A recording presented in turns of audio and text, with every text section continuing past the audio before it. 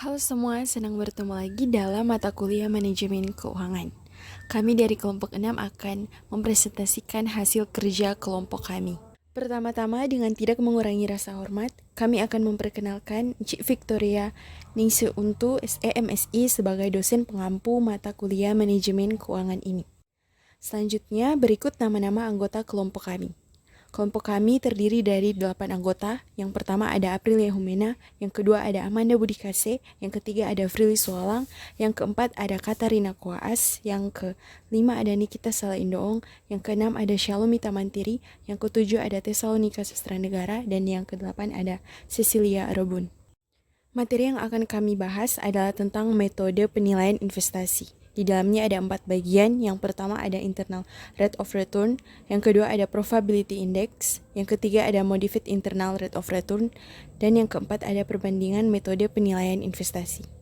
Jadi langsung saja kita ke pembahasan materi berikut.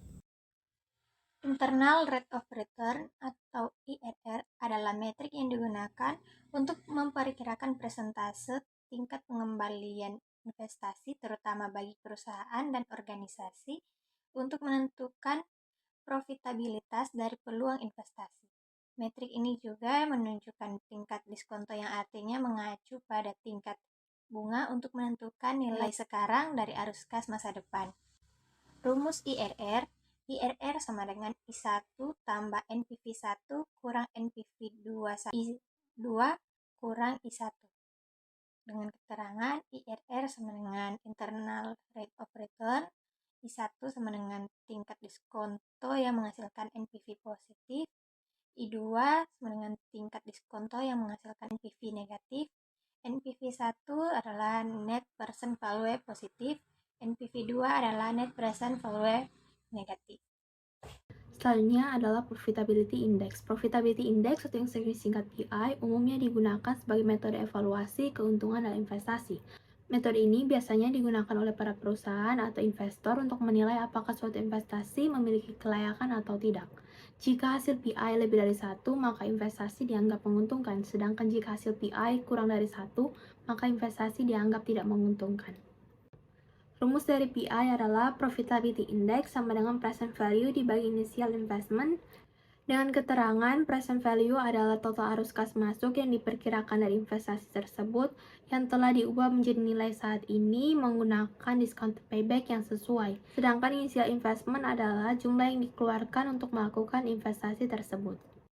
Modified Internal Rate of Return (MIRR) adalah metode perhitungan tingkat pengembalian yang menggabungkan arus kas masuk, cash inflow, dan arus kas cash keluar, cash outflow dari suatu proyek investasi serta mempertimbangkan nilai waktu dari uang. MIRR sering digunakan sebagai alternatif dari metode perhitungan internal rate of return IRR karena MIRR memiliki kelebihan dalam menangani masalah kas yang tidak terdapat di IRR.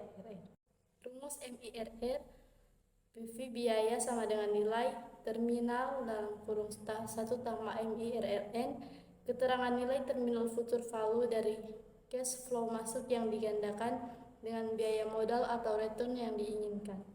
K. Tingkat keuntungan yang diinginkan atau biaya modal proyek. CIFT. Aliran kas masuk pada periode T. N. Usia proyek. Perbandingan metode penilaian investasi. Metode penilaian investasi seperti IRR atau Internal Rate of Return, PI atau Profitability Index, dan MIRR atau Modified Internal of Return memiliki perbedaan dan kelebihan masing-masing. Berikut ini adalah perbandingan dari ketiga metode penilaian investasi tersebut. Dan yang pertama ada internal rate of return atau IRR, adalah mengukur tingkat pengembalian investasi dengan cara menghitung tingkat diskonto yang membuat nilai sekarang dari arus kas bersih investasi sama dengan 0. Kelebihan dari IRR adalah memberikan gambaran yang jelas tentang tingkat pengembalian investasi tanpa memperhatikan tingkat suku bunga. Dan keterbatasan dari IRR adalah tidak memberikan informasi tentang ukuran nilai investasi yang sebenarnya. Yang kedua adalah Profitability Index atau PI. PI adalah menghitung perbandingan antara present value dari penerimaan dengan present value dari investasi. Kelebihan PI adalah memberikan informasi tentang efisiensi investasi dengan memperhitungkan nilai waktu dari uang. Keterbatasan PI adalah tidak memberikan informasi tentang tingkat pengembalian investasi. Selanjutnya adalah yang ketiga atau Modified Internal Rate of Return atau MIRR. MIRR adalah modifikasi dari IRR yang memperbaiki keterbatasan IRR dengan mengasumsikan bahwa arus kas masuk diinvestasikan kembali pada tingkat suku bunga yang lebih realistis. Kelebihan MIRR memberikan gambaran yang lebih akurat tentang tingkat pengembalian investasi. Keterbatasannya adalah memerlukan asumsi tentang tingkat suku bunga yang diinvestasikan kembali. Ketiga metode penilaian investasi tersebut memiliki kelebihan dan keterbatasan masing-masing. Pemilihan metode penilaian investasi harus dipertimbangkan kebutuhan dan preferensi serta karakteristik proyek investasi yang sedang dievaluasi. Oleh karena itu, sebaiknya mempertimbangkan metode yang paling sesuai untuk menyampaikan informasi yang relevan dan berguna dalam pengambilan keputusan investasi. Selanjutnya, studi kasus kami kelompok mengangkat tentang strategi investasi dan manajemen risiko rumah sakit swasta di Bali oleh Niketut Yunita Wulandewi dan Gede Sridharma. Direksi RSU Prima Medica mengambil kebijakan investasi dalam bentuk pengembangan gedung rumah sakit dalam rangka memberikan pelayanan kesehatan kepada masyarakat. Kebijakan investasi dalam bentuk pengembangan rumah sakit mutlak diperlukan di tengah tuntutan kebutuhan masyarakat serta perubahan lingkungan yang dinamis. RSU Prima Media telah melakukan analisa internal dan eksternal terhadap kebijakan investasi. Analisis internal menyangkut kekuatan dan kelemahan rumah sakit yang perlu dievaluasi. Analisis eksternal terkait dengan keinginan rumah sakit untuk memanfaatkan peluang sebagai fakes lanjut JKN karena adanya program pemerintah untuk mencapai universal coverage di tahun 2019. RSU Prima Medica memutuskan penggunaan dana internal dan eksternal untuk membiayai investasi.